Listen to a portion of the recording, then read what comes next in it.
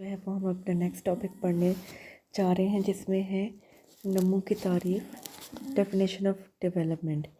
ताकि नशोनुमा से मुराद तरतीबार और मरबूत तब्दीलियों का इर्तिकाई सिलसिला है, जिसमें कमियती और कैफियती दोनों किस्म की तब्दीलियाँ पाई जाती हैं।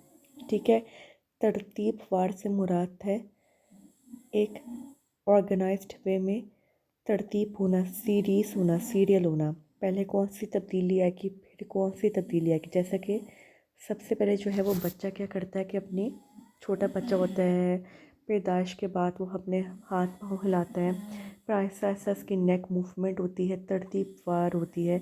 फिर जो है वो बच्चा जो है वो थोड़ा सा उठने की कोशिश करता है, फिर वो हल्का सा सहारे से बैठना शुरू होता है, फिर वो खुद बैठेगा, फिर वो क्रॉलिंग स्टार्ट करेगा, फिर वो सहारे से खड़ा होना शुरू होगा, फिर वो बाकायदा चलना शुरू करेगा। यानी हर चीज़ में जो है वो एक सीरीज़ होती है, तरतीब होती है कि पहले क्या चीज़ होगी, फिर क्या चीज़ होगी। ठीक है। उसके बाद मरबूत तब्दीलियों का एक इर्तिकाई सिलसिला है, सक्सेसिव। यानी बच्चा जो है वो तरक्की के मनाजिल तय करता है कि पहले इसने बैठना शुरू किया, फिर उठना शुरू किया, फिर चलना शुरू किया। ठीक है। जिसमें कैफियती कमियती दोनों तब्दीलियाँ, यानी बच्चे की में जिस्मानी तब्दीलियाँ भी रूनुमा हो रही, जिसका आप मकदारी तब्दीलियाँ हैं जिसकी आप पैमाइश कर सकते हैं, साथ साथ कमियती तब्दीलियाँ भी रूनुमा हो रही हैं, यानी आप उसके एहसासात और जज्बात की भी जो है वो उसकी भी आप जो है वो मतलब रिकॉर्ड रख सकते हैं। ठीक है। वो कहता है कि तरक्कियों का सिलसिले का मतलब तब्दीलियों का रुकने की बजाय आगे की तरफ बढ़ना है। जब भी हम तरक्याती का वर्ड इस्तेमाल करते हैं तो इसका मतलब होता है प्रोग्रेस करना, आगे की तरफ बढ़ना। यानी आप देखें ना, एक बच्चा जब छोटा सा होता है, जब उसकी उम्र के साथ साथ क्या होता है कि उसकी जिस्मानी तब्दीलियाँ भी रूनुमा होती है, उसकी जिस्मानी नशोनुमा भी होता है, उसका कद बढ़ता है, वज़न बढ़ता है, सहनी सलाहियतों में इजाफा होता है। और बिलतरतीब और मुतलका का मतलब है कि तब्दीलियों के दरमियान एक ख़ास किस्म का ताल्लुक़ पाया जाता है। वो तब्दीलियाँ जो पैदा हो चुकी हों या इनके बाद पैदा हों, इनका आपस में रब्त होता है। जैसे कि फॉर एग्जांपल मैंने आपको अभी एग्जांपल दिया कि बच्चे में जो है वो एक तरतीबवार तब्दीलियाँ पैदा होती हैं। यानी पहले वो जो है वो बैठेगा, फिर उठेगा, फिर चलना शुरू होगा। ऐसे नहीं होगा कि पहले वो चल रहा है फिर वो बैठना शुरू करेगा। आगे लिखता है कि न्यू गर्टन के ने वाज़े किया है कि बड़े होने पर तब्दीलियों लोगों को कैसे मुतासर करती हैं। न्यू गर्टन के मुताबिक लोग तमाम तर तजर्बात के नतीजे में अच्छी बुरी तब्दीलियाँ हासिल करते हैं, क्योंकि फ़र्द के सहन में तमाम वाक़यात के नकूश मुनक़िश होते हैं। इसलिए अफराद इन तजर्बात के नकूश से मुतासर होकर नए वाक़यात और हालात में ज़्यादा बेहतर तरीके से इज़हार करता है।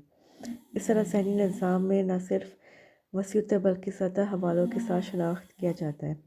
अब वो कहता है कि न्यू गर्टन क्या आपको क्या कहता है कि आपके जो एक्सपीरियंसेस है, तजर्बात बड़े इंपॉर्टेंट है। ठीक है। कि आपकी क्या लर्निंग है, आप लोगों से क्या चीज़ सीख रहे हैं, और आपके जो है वो जहन में तमाम वाक़यात के नकूश मुनक़िश हो जाते हैं। यानी आपके जहन में हर चीज़ महफूज हो जाती है, आप याद कर लेते हो।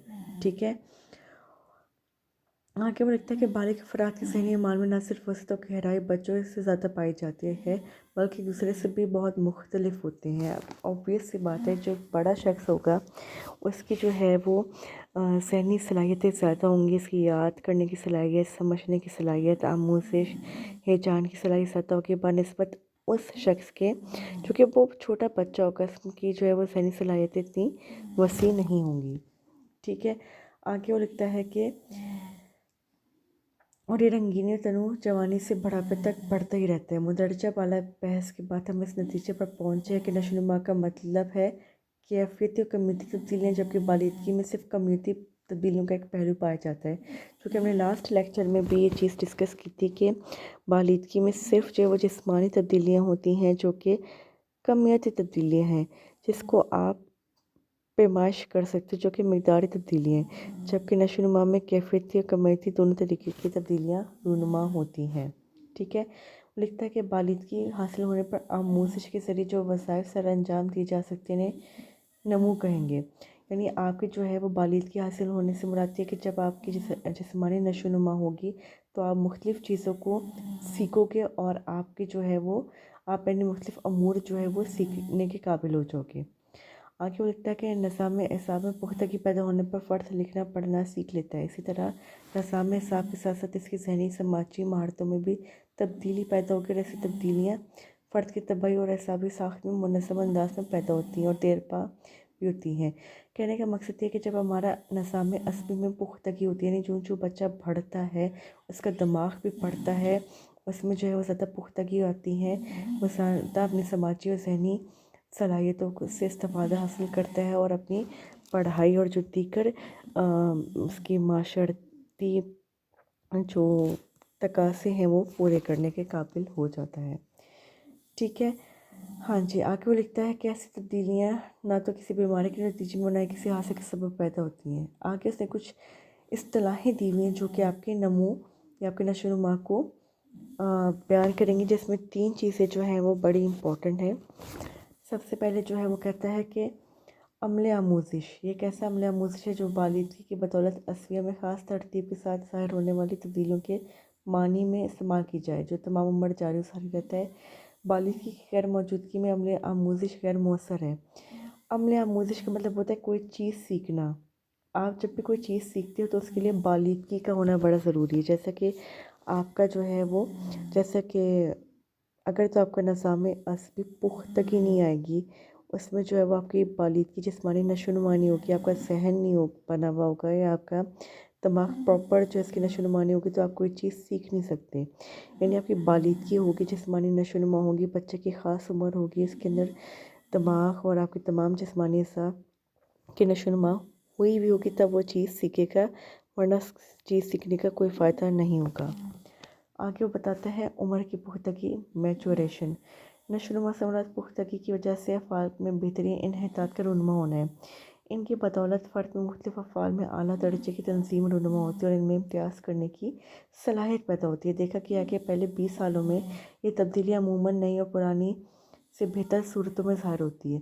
کہتا ہے کہ عمر کے ساتھ ساتھ کے بچے کے افعال میں بہتری آتی ہے، انحطاط ہوتا ہے۔ پختگی کا مطلب ہوتا ہے کہ آپ جو ہے کوئی چیز جو ہے وہ کرنے کے قابل ہو، جیسا کہ آپ دیکھو کہ فرد میں باضابطہ، منظم، پائیدار، متوازن تبدیلیاں۔ پختگی سے کیا مراد ہے کہ جو بھی فرد میں عمر گزرنے کے ساتھ ساتھ پیچیدہ پائیدار تبدیلیاں پیدا ہوتی ہیں۔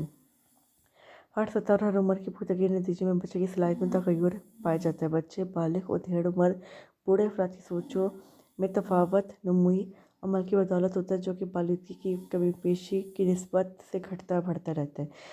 پختگی سے مراد سمپل ورڈز میں یہ ہے کہ جب ایک بچہ بڑھے گا تو کیا ہوگا کہ اس کے اندر جو ہے وہ مضبوط، پائیدار، باضابطہ، متوازن، یعنی اس کے اندر توازن والی تبدیلیاں پیدا ہو رہی ہیں۔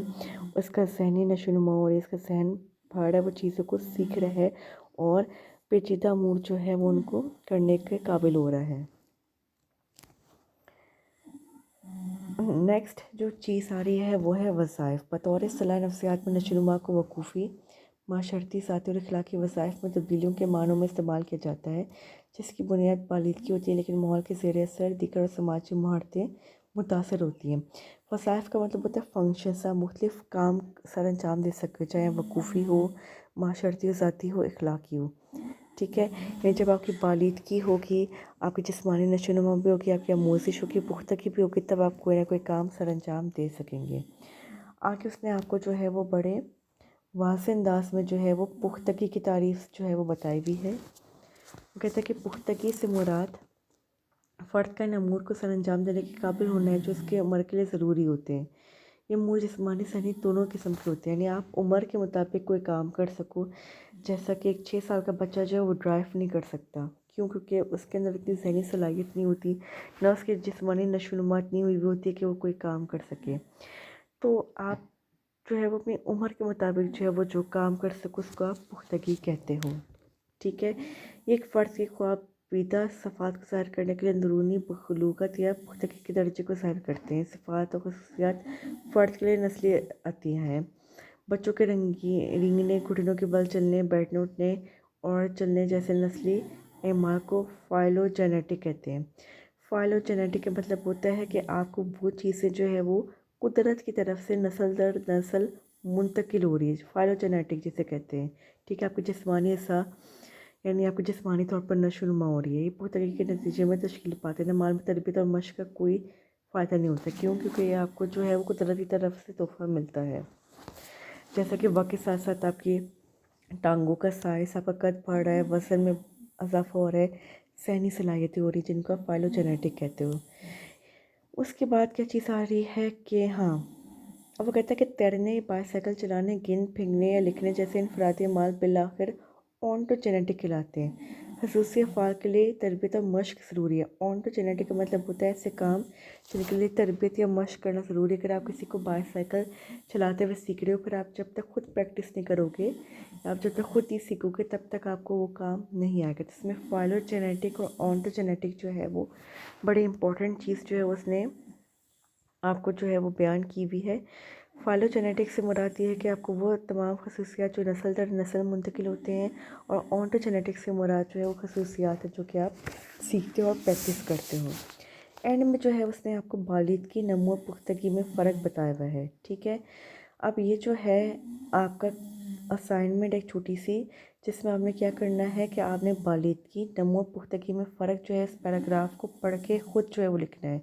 आपने जो 3 कॉलम्स बनाने हैं बालिदगी के, नमो के और पुख्तगी में, और फिर जो है वो आपने इसमें फ़र्क जो है मुझे ख़ुद जो है वो पढ़ कर बताना है।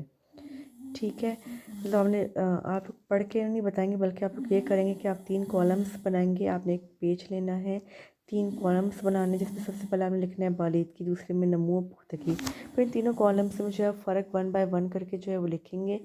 इसकी फिर आपने पिक्चर लेकर जो है वो मुझे भेजनी है इसी 10 to 1 के ड्यूरेशन के दौरान ही। बस हमारा जो है वो ग्रुप जो है वो इतना बड़ा नहीं है, तो हम आराम से जो है वो चीज़ें असाइनमेंट्स में आपको दे सकते हैं और पिक्चर्स के ज़रिए जो है वो शेयर कर सकते हैं।